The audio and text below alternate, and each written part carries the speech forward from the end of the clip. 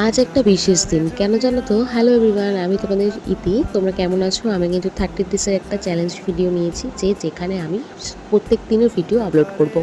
সকালবেলা চা বিস্কিট খেয়ে পড়াতে চলে গেছিলাম, আর এই দুষ্টুকে লেখাতে গেলে আমার অনেকটা টাইম চলে যায়, কারণ দুষ্টু লিখতেই চায় না।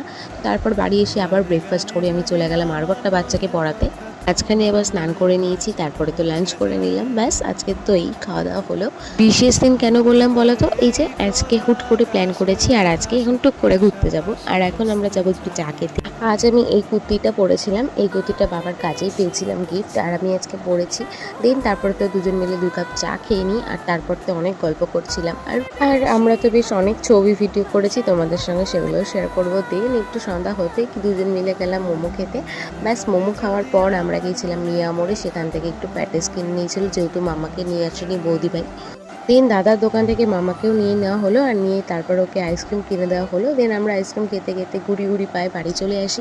বাড়ি এসে তো আবার জমিয়ে খাওয়া দাওয়া স্টার্ট করে দিই, কারণ হচ্ছে আমাদের যেগুলো নিয়ে এসেছিলাম বাড়িতে এনে খাওয়ার মতন, ব্যাস ওগুলো দিয়ে খেয়ে রাত্রেবেলা ডিনার করে নিলাম। ব্যাস, ডিনার করার পর আর কি ভিডিওগুলো এডিট কমপ্লিট করে আমি এখন ঘুমিয়ে পড়বো। চলো, দেখা হচ্ছে নেক্সট ব্লগে। বাই। সাবস্ক্রাইব।